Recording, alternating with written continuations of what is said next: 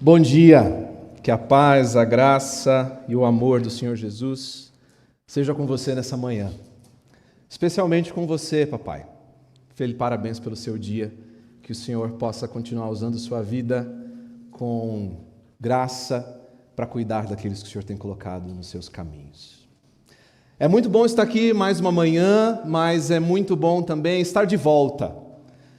Por 2 semanas o Senhor me deu o privilégio de poder estar na África, em Moçambique, numa missão junto com outros irmãos de 3 países diferentes, Estados Unidos, Canadá e Brasil, com um objetivo: poder por 2 semanas apoiar igrejas na África e poder compartilhar o Evangelho com aqueles que não conheciam. Durante esses dias passamos por seminários, no Seminário Bíblico Teológico de Maputo, realizamos um trabalho junto com pastores no Palavra da Vida, mas também andamos pelas ruas, visitamos mercados, praças, escolas, as casas das pessoas, podendo levar aquilo que de mais importante nós recebemos, que foi o Evangelho de Jesus. Meus irmãos, como todos nós sabemos, a África é um país extremamente carente. É um país onde as coisas são muito difíceis, mas eu volto desse tempo profundamente impactado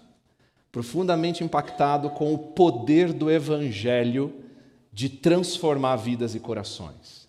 Como esse país tem passado por uma carência e um avivamento por meio do que o Evangelho verdadeiro tem feito naquele lugar. São muitas histórias, muitas pessoas, muitos momentos claros e reais de onde o Senhor Jesus agiu na vida daqueles irmãos. Em uma escola, durante um sábado, nós realizamos um trabalho com diversos estudantes de 14 a 17 anos. Recebemos cerca de 370 estudantes que chegaram, isso quando a gente parou de contar, porque eles continuavam chegando. Naquele dia, naquela manhã, tivemos brincadeiras, tivemos uma palavra evangelística, nos dividimos em pequenos grupos, mas naquele dia nós tivemos 293 decisões por Cristo. 293 jovens e adolescentes que entenderam o Evangelho e entregaram a sua vida a Cristo Jesus. Por isso eu quero convidar você a continuar orando, a continuar lembrando do que o Senhor tem feito no país. Quem sabe ano que vem possamos estar juntos lá. Minha vontade agora é levar um grupo daqui da Fonte, pessoas que desejam conhecer, espalhar o Evangelho lá também, mas eu não poderia deixar de agradecer ao Senhor pelo que Ele tem feito, pelo que Ele fez durante esses dias, mas principalmente pelas mensagens, pelos incentivos, pelo apoio com a nossa família que ficou, mas principalmente pelas orações. Muito obrigado você que escreveu, você que não escreveu, mas orou também por nós. Isso foi, sem dúvida, usado pelo Senhor para sustentar o trabalho por lá. Muito bem, começamos hoje então uma nova série de mensagens, uma série de mensagens chamada O Caminho Mais Excelente, onde nós vamos mergulhar no texto de 1 Coríntios, capítulo 13. Um texto que nos fala sobre o amor.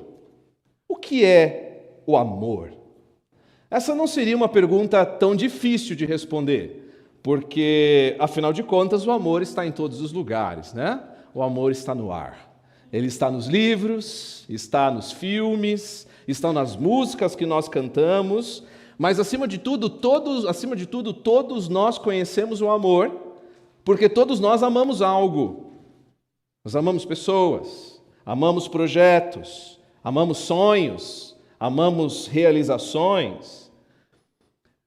Por isso a grande questão não é simplesmente o que é o amor, Mas o que amamos?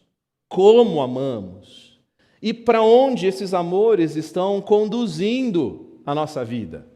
O que é esse infinito, ousado e poderoso amor que nós acabamos de cantar?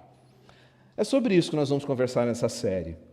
Em 1 Coríntios 13, Paulo vai nos mostrar que o amor, ele não é apenas um sentimento bonito, mas ele vai nos mostrar que o amor está no centro da vida cristã, no centro do relacionamento entre Deus e a sua criação, as suas criaturas, de nós para com Ele e para os outros. Nas próximas semanas, então, nós queremos conhecer esse amor, permitir que Ele examine o nosso coração e aprender novamente a amar a partir daquele que é o amor, o próprio Deus, e a partir daquele que nos amou primeiro, Cristo Jesus. Nossa série, então, terá 3 fases. Nós meditaremos juntos na necessidade do amor e vamos descobrir essa manhã por que ele está no centro da nossa fé. Por que o amor não é uma virtude opcional, algo paralelo à nossa vida. Depois nós passaremos pela natureza do amor. Nós vamos entender o que Paulo descreve sobre o que esse amor é feito, com o que ele se parece. E terminaremos a nossa série falando sobre a eternidade do amor. Hoje nós vamos meditar nos 3 primeiros versículos desse texto, e por isso eu quero convidar você mais uma vez a abaixar sua cabeça e orar, para que nós possamos pedir a iluminação do Senhor Jesus. Pai querido, é bom estar na sua presença, é agradável estar reunido com outros irmãos aqui juntos para ouvir a tua palavra. Por isso que nós te pedimos, ó Senhor, que agora, quando a tua palavra é lida, quando os nossos corações estão abertos, nós queremos pedir que o Senhor venha até nós. Jesus, vem falar ao nosso coração, vem desafiar os nossos amores, mas acima de tudo, vem trazer em nós o amor que nós recebemos do Senhor. Nos ajude, Senhor, a te conhecer, guie a nossa meditação. É o que eu oro, Pai, em nome do Senhor Jesus. Amém e amém. O texto que nós acabamos de ler é, sem dúvida, uma das passagens mais conhecidas das Escrituras. Junto com o Salmo 23, com a oração do Senhor, talvez 1 Coríntios 13 esteja no pódio dos textos mais conhecidos da Bíblia. Há quem o considere um dos textos mais belos já escritos por toda a humanidade. 1 Coríntios 13 ficou conhecido por muitos como o capítulo do amor. E talvez por isso tenha sido uma das passagens preferidas para serem lidas em casamentos. Se foi assim no seu caso, é assim de muitas pessoas também. E faz sentido. É um texto maravilhoso. É lindo. É um texto extraordinário. Mas se nós quisermos aprender esse texto, eu quero te alertar sobre 3 coisas fundamentais que você não pode esquecer no início dessa série, enquanto caminharmos por 1 Coríntios 13. 3 coisas. A primeira delas, esse texto não foi escrito pelaquela sua banda de rock nacional dos anos 80 de gosto duvidoso. São palavras do apóstolo Paulo. É ele quem escreve essas palavras. São palavras do Senhor para nós. Segundo lugar, para compreender o impacto do que Paulo está dizendo, existe algo muito simples que nós precisamos ter em mente. Esse é o capítulo 13. Antes do capítulo 13 tiveram 12 capítulos. Depois do capítulo 13 tem mais 3 capítulos. O que eu quero dizer com isso é que esse texto não é um poema isolado. Esse texto não é uma divagação sobre o amor. Esse texto faz parte de uma longa e difícil conversa que um pastor está tendo com a igreja que ele amava. A primeira carta aos Coríntios é, em grande medida, uma carta de correção. Paulo havia recebido notícias sobre divisões, conflitos, imoralidade, desordem, e o seu objetivo é reconduzir essa igreja ao caminho que ela precisa, e muitas vezes de forma dura, de forma rigorosa. Terceiro lugar, isso nos leva ao nosso terceiro ponto. Quando nós lemos 1 Coríntios 13, sentimos um calorzinho no coração, né? É um texto bonito, é um texto que nos acalenta, e nós pensamos, nossa, que Texto maravilhoso. Mas eu preciso alertar você que provavelmente não foi assim que as pessoas em Corinto receberam essas palavras. 1 Coríntios 13, meus irmãos, é uma repreensão fortíssima. 1 Coríntios 13 é uma tentativa de Paulo de usar todos os recursos que ele tem em mãos para acordar e despertar aqueles irmãos. Ela é uma forte crítica, porque Corinto, como você bem sabe, era uma cidade cheia de oportunidades. Alguém ia para Corinto com um objetivo: vencer na vida. As pessoas iam para aquela cidade para prosperar, construir uma carreira, para conquistar reconhecimento, para tornar-se alguém. Era uma cidade que valorizava poder, influência, riqueza, capacidade de impressionar. Ao mesmo tempo, Corinto era conhecida por sua permissividade moral, por uma busca desenfreada pelo prazer. Havia historiadores que dizem que somente no templo da deusa Afrodite, que existia na cidade de Corinto, todas as noites desciam do templo pelo menos 1000 prostitutas culturais para oferecer os seus serviços na cidade. Corinto ficou tão conhecida por sua imoralidade, pela sua busca desenfreada pelo prazer, que surgiu até uma palavra para descrevê-la. Durante muito tempo, corintianizomai se tornou um sinônimo de viver de maneira depravada, de maneira sem limites. Ou podemos dizer, na linguagem de hoje, um corintiano. Não é? Isso explica muita coisa. Mas ambição, comparação, reconhecimento, satisfação pessoal faziam parte do espírito daquela cidade. E se isso te lembra muito a nossa cidade, se isso te lembra muito São Paulo, não é difícil entender por quê. Nós também vivemos numa cidade cheia de oportunidades e nós conhecemos a lógica de São Paulo. Como nós vimos hoje no Capacita, liderado de maneira abençoada pelo Amir, em São Paulo não basta dizer quem você é. Nós queremos saber o que você faz, onde você trabalha, onde você mora, quais as coisas que você conquistou, quantas pessoas estão te seguindo nas redes sociais. É claro que Corinto não era São Paulo não é Corinto, isso seria um anacronismo, mas o coração humano é o mesmo. E nós sabemos o quanto o coração humano, ao ser alimentado pelo espírito de uma cidade, pode ser influenciado por ela. Nós sabemos o quanto nós somos levados a medir a importância da mesma forma que o mundo mede, e o quanto isso pode nos influenciar e mexer também com a nossa espiritualidade. E foi exatamente isso que aconteceu em Corinto. Meus irmãos, era uma igreja talentosa, cheia de dons, mas uma igreja profundamente dividida. Era um lugar de pessoas eloquentes, pessoas inteligentes, cheias de iniciativa. Havia, inclusive, diversos dons extraordinários que o Espírito Santo derramava sobre aquela igreja. Havia pessoas que profetizavam, outros falavam em outros idiomas. Haviam pessoas com a fé extraordinária. Havia gente até que poderia curar. Havia conhecimento. Havia teologia. Havia uma escola bíblica, talvez uma das melhores que existia na região. Mas, ao mesmo tempo, havia inveja, arrogância, busca por reconhecimento e desprezo uns pelos outros. Por isso, meus irmãos, quando Paulo diz que o amor é paciente, bondoso, que não inveja, que não se ensoberbece, ele não está escrevendo uma lista aleatória. Ele está descrevendo exatamente aquilo que faltava naquela igreja. O capítulo do amor é um grande espelho colocado na frente daqueles irmãos. E é um para nós também.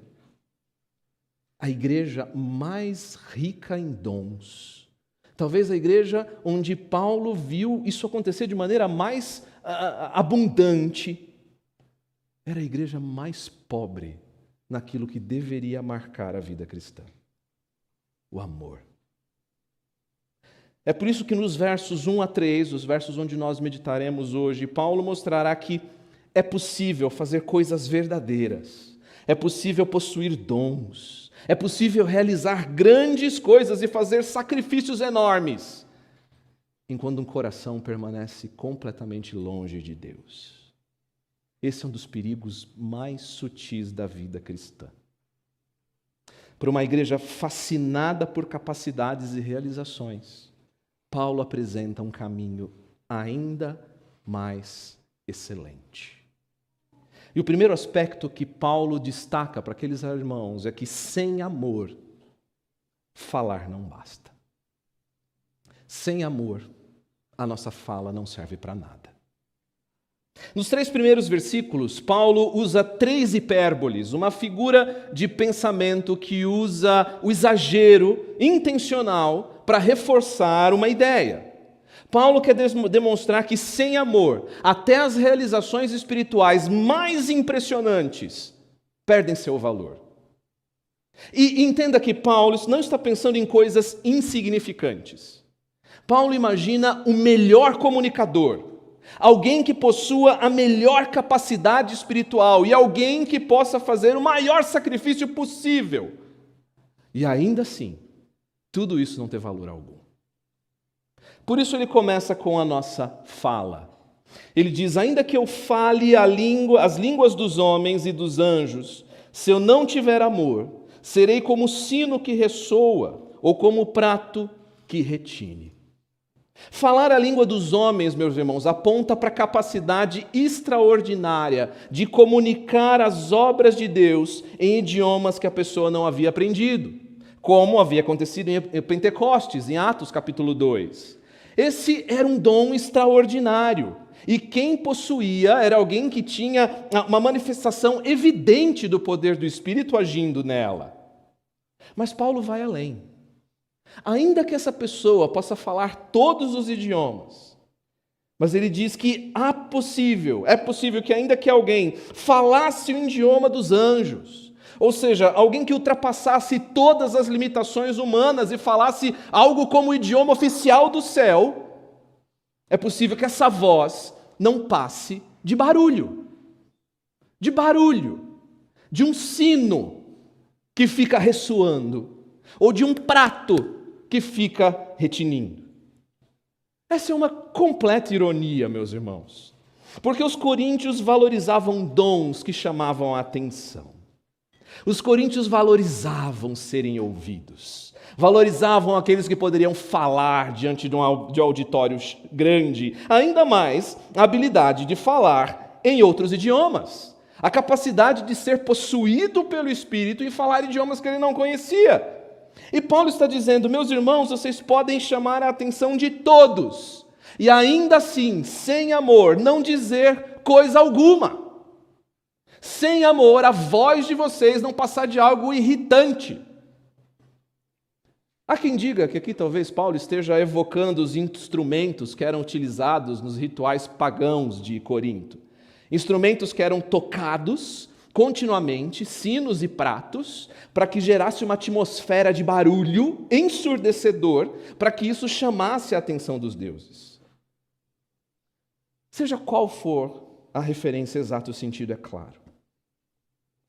Mesmo que você esteja falando em nome de Deus, sem amor, você não é nada melhor do que um pagão. Essa é a ideia que Paulo está dizendo. Se a nossa fala não for movida pelo amor, é barulho.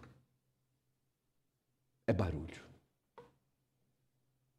Quem já conviveu com um adolescente aprendendo bateria em casa ou no prédio, né? Você sabe exatamente o que está acontecendo, não é, Marcelo? Você sabe exatamente. O adolescente está lá, aprendendo bateria com uma melodia maravilhosa na cabeça dele.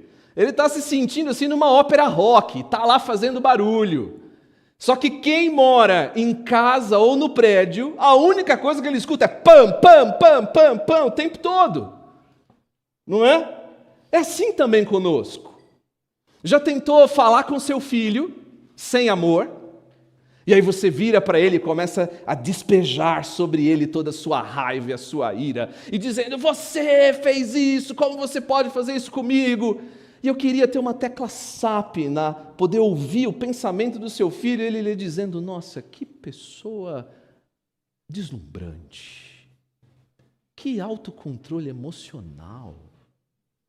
Nossa, mamãe, até agora eu não tinha percebido, mas do jeito que você está falando, agora me convenceu. Você sabe o que é isso? Você já tentou falar com seu cônjuge sem amor, não é? Já tentou corrigi-lo, consertá-lo, ou dar alguma dica quando tudo que você tinha era vontade própria e pouco amor? Funciona? Não. O que Paulo está dizendo é que você pode ter um dom extraordinário de falar. Você pode falar a verdade sobre Deus. Você pode até ser usado pelo Espírito Santo e ainda assim, sem amor, tudo que as pessoas ouvem é um som irritante de sino na cabeça de alguém. Tente falar sobre Jesus para alguém sem amor. E tudo que ele ouve é barulho. Podemos corrigir alguém com a Bíblia aberta. E a única coisa que essa pessoa ouve é a nossa arrogância. Sem amor, podemos inclusive defender doutrinas verdadeiras. E em vez de mostrar a beleza dessas doutrinas, revelar o nosso desprezo. O problema, meus irmãos, não está no que eu digo, muitas nem mesmo necessariamente no nosso tom de voz, mas está naquilo que move o que eu digo, naquilo que carrega as minhas palavras. Sem amor, até o melhor discurso da terra e do céu deixa de comunicar aquilo que deveria. É só barulho. Mas Paulo, no verso 2, amplia sua acusação. Ele passa daquilo que falamos para aquilo que nós sabemos e que somos capazes de realizar. Paulo escreve no versículo 2, ainda que eu tenha o dom de profecia, ainda que eu saiba todos os mistérios e todo conhecimento e tenha uma fé capaz de mover montanhas, se não tiver amor, nada serei. Meus irmãos, o dom da profecia era a capacidade extraordinária dada por Deus para alguém comunicar a sua vontade à igreja. Alguém capaz de dar vida às Escrituras, alguém capaz de clarear e dar a iluminação de Deus para entregar o conforto, o consolo e a edificação que Deus queria dar para o seu povo. Depois, Paulo fala de alguém capaz de discernir todos os mistérios, possuir todo o conhecimento. E, meus irmãos, todo aqui é uma palavra enfática, ok? Paulo está imaginando alguém capaz de compreender as verdades mais profundas, os mistérios mais profundos, alguém capaz de responder perguntas difíceis, responder quantas caixinhas do Instagram forem necessárias, e conhecer tudo o que seria possível conhecer. E por fim, Paulo menciona uma fé capaz de mover montanhas. Paulo não está falando aqui de uma fé salvadora, mas ele está falando de alguém que tem uma confiança extraordinária em Deus, mesmo quando tudo parece impossível. Meus irmãos, perceba o retrato que Paulo está construindo aqui. Essa pessoa profetiza, essa pessoa conhece todos os mistérios, todo o conhecimento. Essa pessoa tem uma fé capaz de mover montanhas. E ainda assim é possível que não se tenha valor algum. Para nós, esse é o retrato da maturidade espiritual. Conhecer, profetizar, fé. Essa pessoa seria convidada para todas as conferências. Essa pessoa teria livros publicados, os seus vídeos estariam salvos nos nossos favoritos. Mas Paulo está dizendo que ainda que houvesse alguém assim, sem amor, essa pessoa não passa de um zero gigante, sem valor nenhum. Se no versículo 1 Paulo diz que a nossa fala vira barulho sem amor, no verso 2 ele vai além. Ele diz, nem as realizações, a capacidade e o conhecimento são capazes de provar quem eu sou diante de Deus. Esses dons podem impressionar, mas ainda que Deus as dê e decida usá-los por meio de pessoas, não demonstram por si mesmos que alguém está caminhando com Deus. Esse é o alerta. Um alerta para mim e para você. O alerta de que é possível conhecer a Bíblia profundamente e continuar distante de Deus. De que é possível falar sobre a humildade de Cristo e alimentar uma enorme necessidade de autorreconhecimento. Que é possível realizar grandes projetos e não ter paciência com quem caminha devagar. De que é possível ser muito útil para a igreja e ser alguém muito difícil dentro de casa. Pregar sem amor não é nada. Conhecimento sem amor não é nada. Fé sem amor não é nada. Uma pessoa pode ser usada por Deus enquanto alimenta orgulho, inveja, amargura. Esse é um dos grandes perigos do nosso tempo. Porque sejamos sinceros, para nós, essas são as maiores realizações espirituais que alguém pode ter. Mas não são. Elas não necessariamente são sinais de espiritualidade. E se você olhar para a sua escritura com cuidado, você vai lembrar que muitas pessoas foram usadas por Deus com dons, mas nunca o conheceram. Judas expulsou demônios. Balaão profetizou. E ainda assim, nunca conheceram a Deus. Meus irmãos, ainda assim, no verso 3, Paulo chega a um ponto ainda mais alto.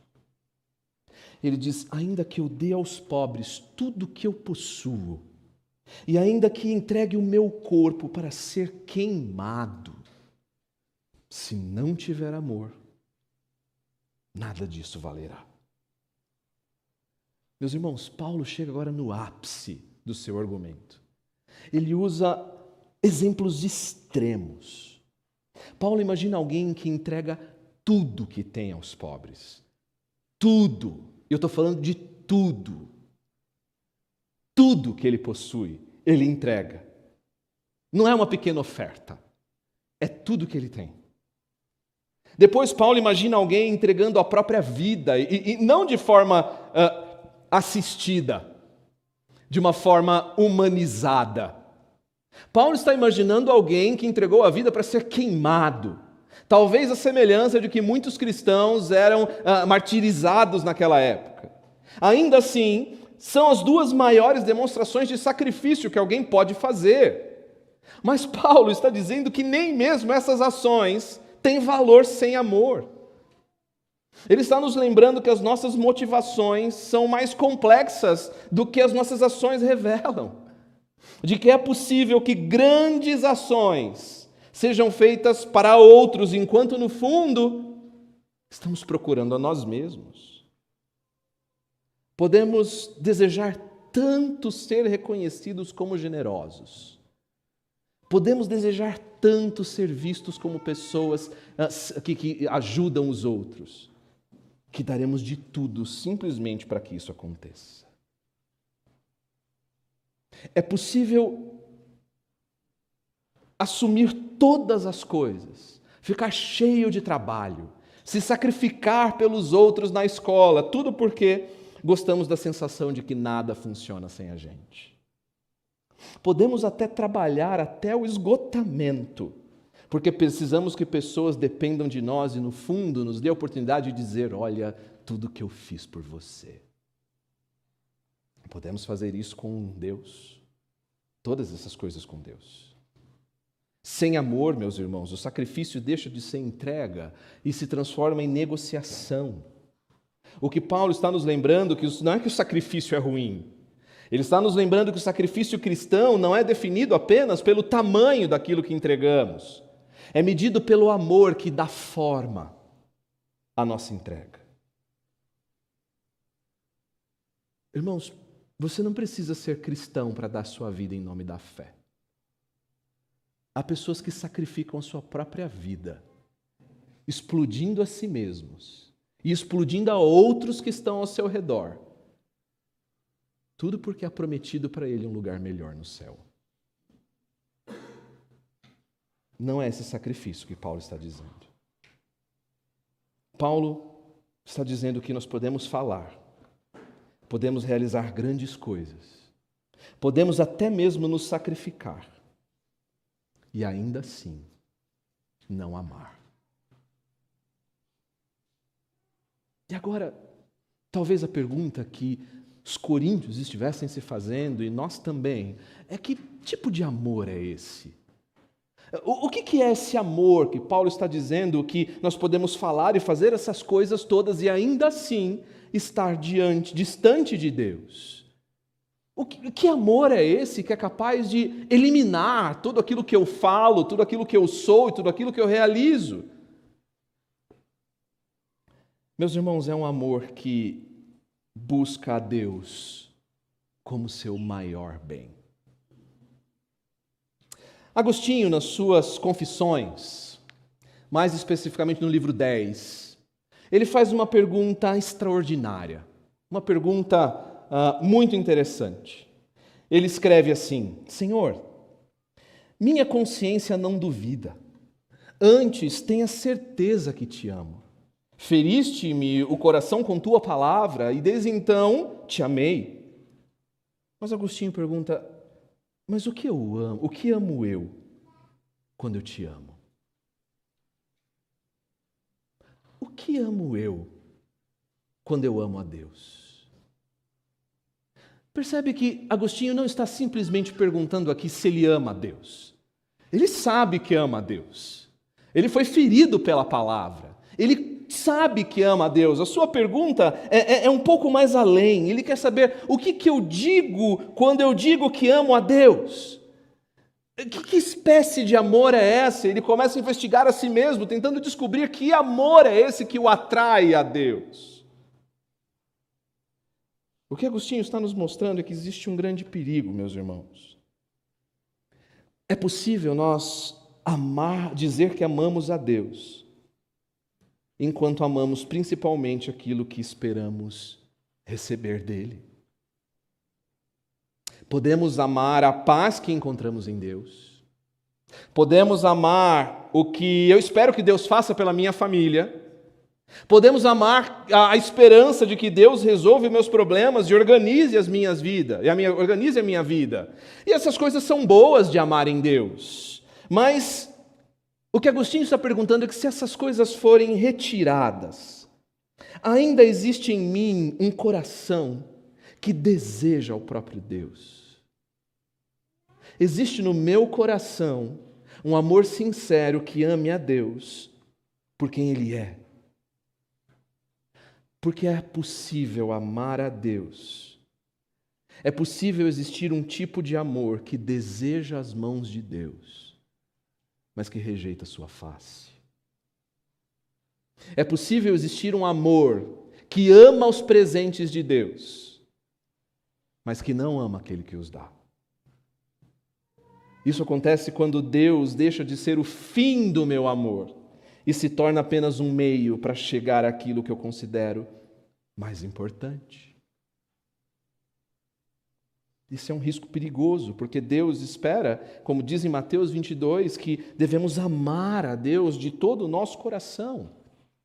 Veja como o salmista declara no Salmo 73, ele diz: a quem tenho no céu, senão a ti? A quem eu tenho na terra, nada mais desejo, além de estar junto de ti. Deus é a força do meu coração e a minha herança para sempre. Perceba esse amor. Ele não está dizendo: Senhor, me dá a minha herança. Senhor, vem trazer a minha herança. Ele está dizendo: Senhor, o Senhor é a minha herança. O Senhor é quem eu desejo, o Senhor é quem move o meu coração. Isso é desejar ao Senhor. É mais do que colocá-lo no primeiro lugar de uma lista. Já ouviram essa expressão? Deus precisa estar no primeiro lugar. É mais do que isso, não há nada que se compare a Deus. É um coração que sequer faz outras listas, de tal forma que ele está inclinado, ele está atraído por esse amor. É como o salmista que diz, no Salmo 63, Senhor, minha alma tem sede de Ti. Eu quero contemplar-Te no Seu santuário. Eu quero ver a beleza da tua glória, porque o teu amor é melhor do que a vida. Sem esse amor, meus irmãos, não há um amor real a Deus. Deus não é apenas importante porque pode nos conduzir até aquilo que nós queremos. Deus precisa ser aquilo que nós queremos. Deus precisa ser o meu último e maior desejo. O pastor Jonathan Edwards percebeu isso muito bem. Em um livro chamado As Afeições Religiosas, ele diz que existe uma diferença entre amar a Deus pelo seu poder, uma diferença entre amar a Deus por sua misericórdia e uma diferença entre amar a Deus por sua santidade. O que Edwards estava tentando explicar é que é possível se aproximar de Deus, é possível se aproximar do cristianismo da mesma maneira como alguém que procura um livro de autoajuda ou um coach de autodesenvolvimento. Meus irmãos, não é preciso ser cristão para buscar a Deus por seu poder. Qualquer um pode orar e dizer: Deus, minha vida está desmoronando, Deus vazou o cano da minha máquina de lavar e inundou todo o meu apartamento, e isso não é mera ilustração. Deus, eu preciso da sua ajuda. Deus, vem me trazer o seu poder. Deus, me diz o que eu preciso fazer. Senhor, eu preciso orar mais. Senhor, eu vou até a igreja. Senhor, eu leio alguns livros. Senhor, eu só quero que o Senhor coloque a minha vida em ordem. Meus irmãos, é possível querer tudo isso sem querer a Deus. No fim das contas, aquilo que eu realmente oro quando digo isso é que eu só quero que a minha vida esteja funcionando tranquilamente.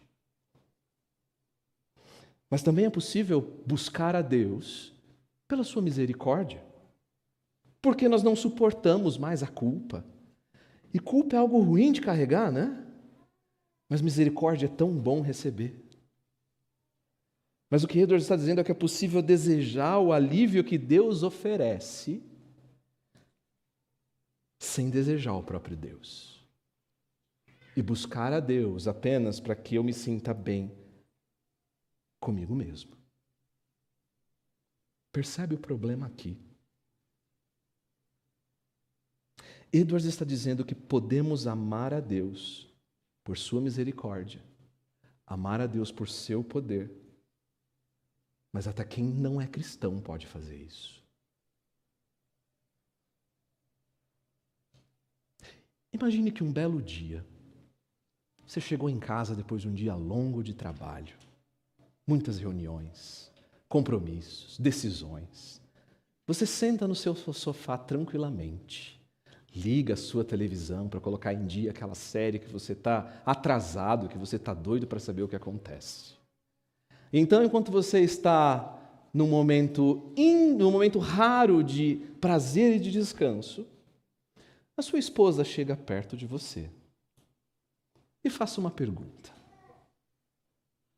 Aquelas perguntas que só a esposa sabem fazer. Uma pergunta parecida com amor. Por que você me ama?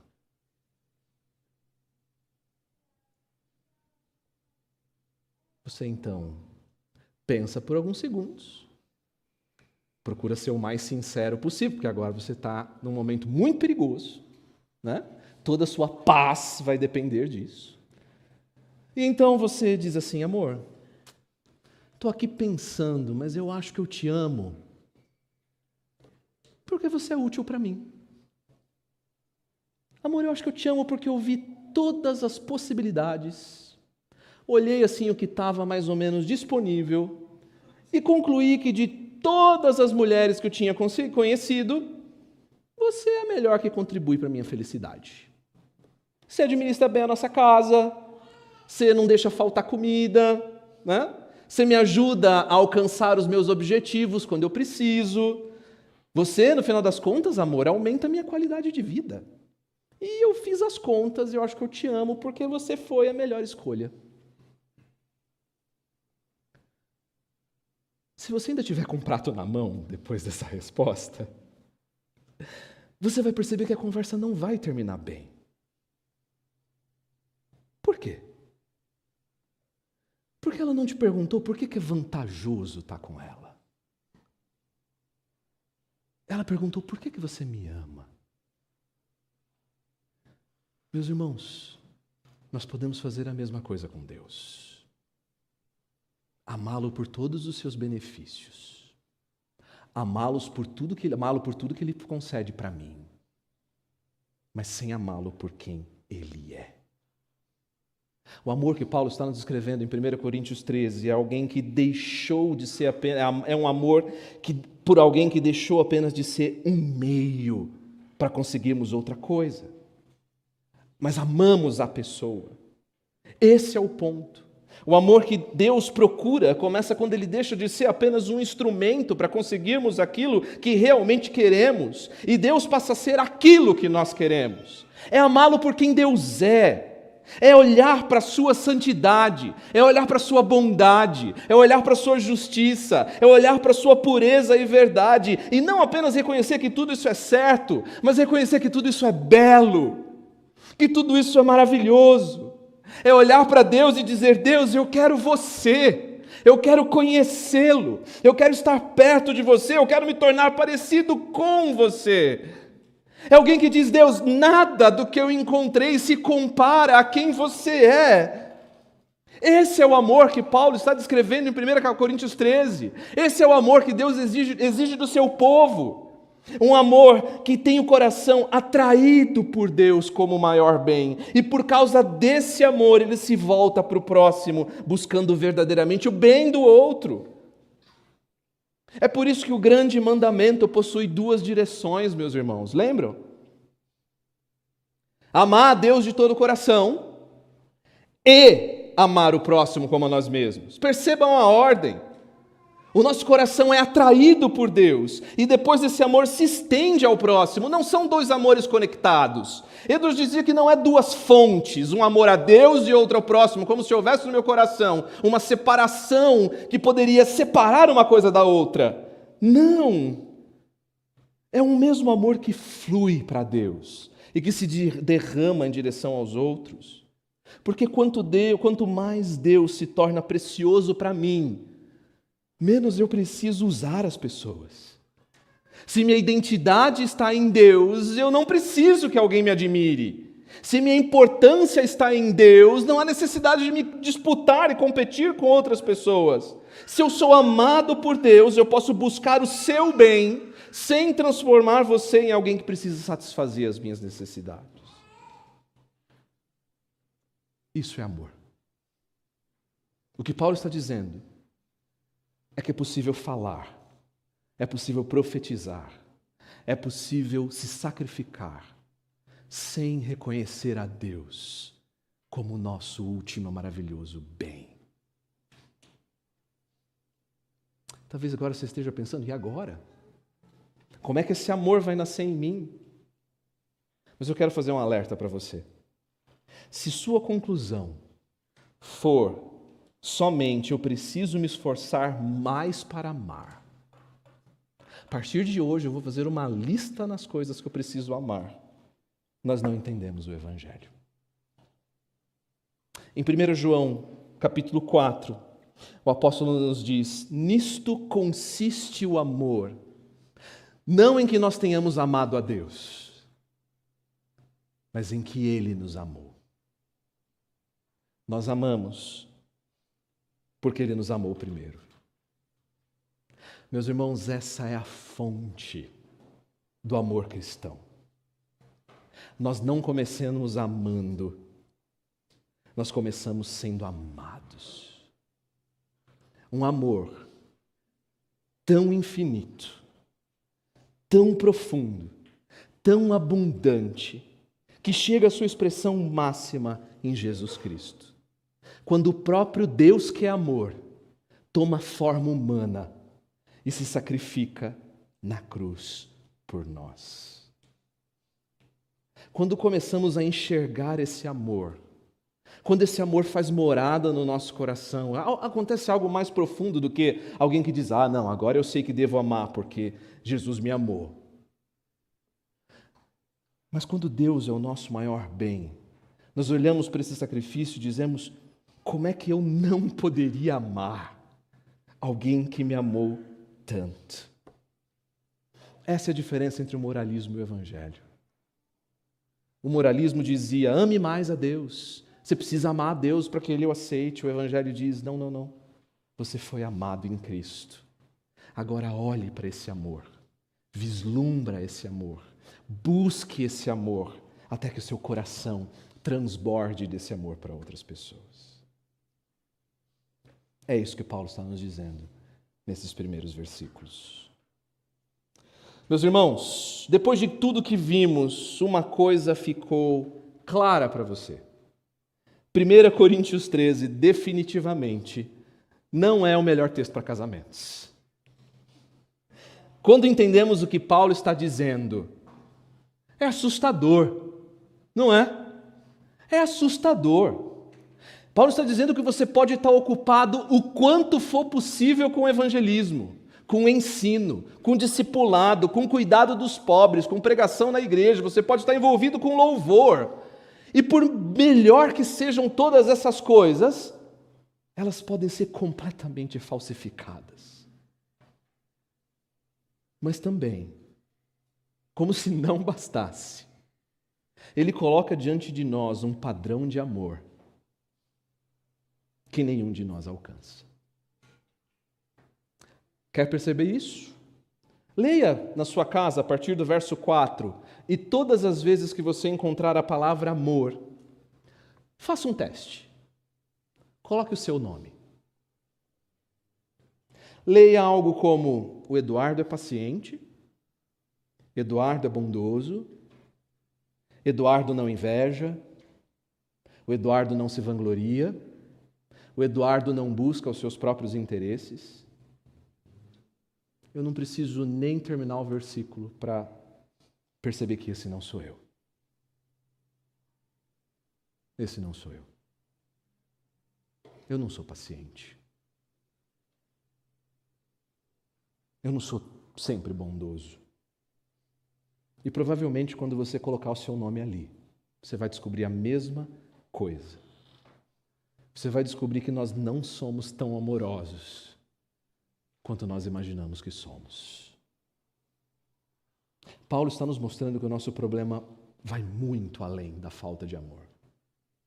Paulo está colocando um espelho diante de nós, com a única resposta possível diante dele, dizer: Senhor, tem misericórdia de mim. Porque, Senhor, eu não amo como eu deveria amar. Eu não amo como eu deveria amar. Mas, meus irmãos, essa péssima notícia é também a notícia mais maravilhosa. E essa é a grande notícia do Evangelho. Porque nos foi enviado alguém que cabe perfeitamente em 1 Coríntios 13. Nos foi enviado alguém que é 1 Coríntios 13 em pessoa.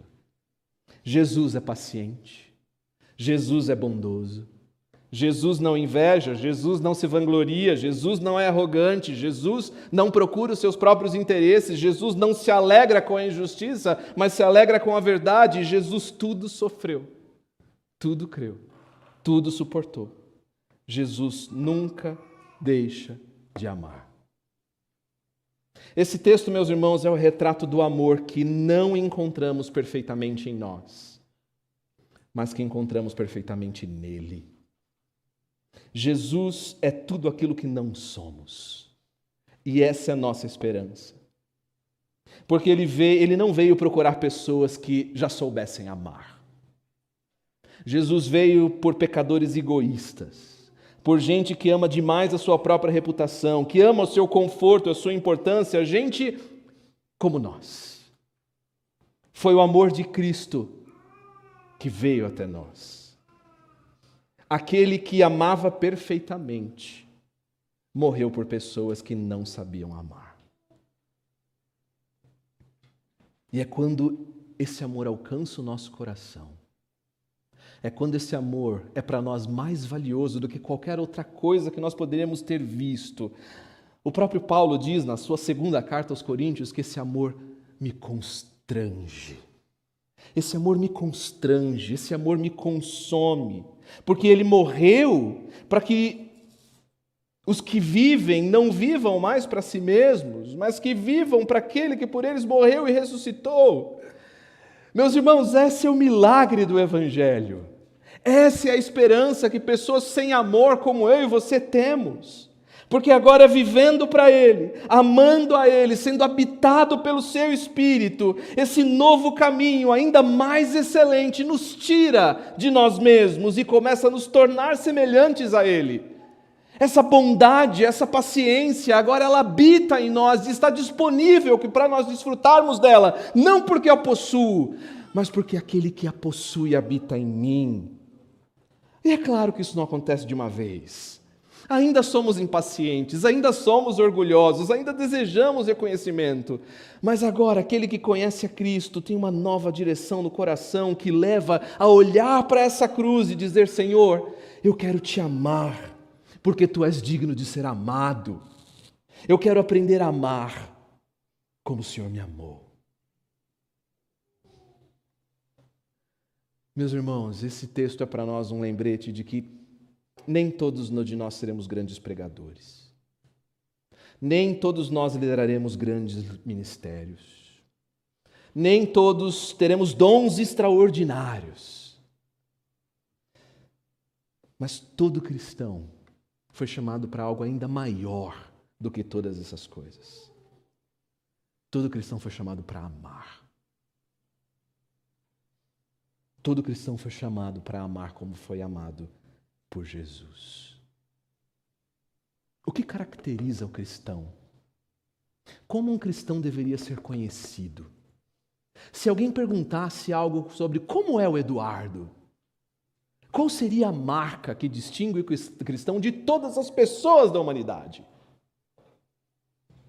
Amor. Amor. Meu irmão, esse é um alerta muito claro aqui de Paulo. Porque talvez o maior milagre que Deus queira realizar em sua vida, e talvez o maior milagre que Deus possa realizar em sua vida, não é fazer de você alguém impressionante, alguém cheio de dons e capacidades, mas fazer alguém mais paciente, mais bondoso, mais humilde, mais parecido com Jesus.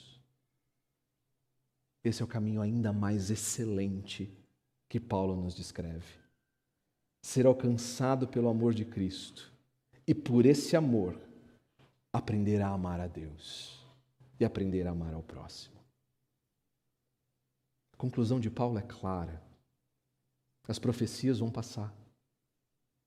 As línguas passarão. Mas o amor esse é eterno. Porque esse amor que nós recebemos um dia estaremos diante dele. Meus irmãos, no fim, o verdadeiro milagre não é aquilo que conseguimos realizar para Deus. O verdadeiro milagre é o amor que Deus pode te dar e que Ele quer construir em cada um de nós. Sem amor, não adianta falar. Sem amor, conhecimento, fé, conquistas, até mesmo sacrifícios, não têm valor.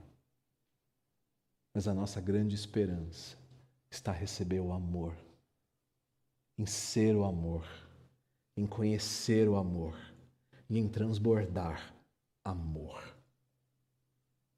Vamos orar. Pai bondoso, fonte de todo bem e de todo amor, aquele que não apenas mostrou amor por nós, mas aquele que é o amor em pessoa. Deus, nós buscamos a Ti, Senhor, clamando por misericórdia. Senhor, porque nesse mundo nós temos amado tantas coisas, buscado tantas realizações, mas, Senhor, tantas vezes com olhos cegos para quem Tu és. Senhor, nós viemos a Ti confessando que nós não amamos como deveríamos. Nós não amamos nossas esposas e esposos, filhos, amigos, perdidos como o Senhor amou. Mas o que eu venho te pedir, ó Deus, nessa manhã, é que esse milagre de ver a Deus por quem é, Senhor, ilumine os nossos olhos. Senhor, que nós possamos buscar a Ti, Senhor, por Sua santidade, em crescer, ó Deus, em amor a Ti, em gastar, ó Deus, o nosso coração em uma oração fervorosa, em ler a Tua palavra, ó Deus, buscando conhecimento, mas também buscando a Ti por meio da palavra, buscando conhecer e ver a Sua santidade. Senhor, o que eu oro nessa manhã é que esse amor transborde em nós. Vem, Senhor, nos ajudar a encontrar em Ti a fonte desse amor, porque nós não temos em nós mesmos esse amor. O amor que eu preciso despender e que o Senhor exige de nós, ó Deus, eu não tenho. Mas nós temos a Ti, a nossa maior esperança, a fonte de todo amor abundante. E é por isso que eu oro a Deus. Vem, Senhor, nos transformar. Vem, Senhor, abrir os nossos olhos e nos levar cada vez mais para perto de Ti, a fonte de toda beleza, de toda verdade e de todo bem. É em nome de Jesus que eu oro, Pai. Amém e amém.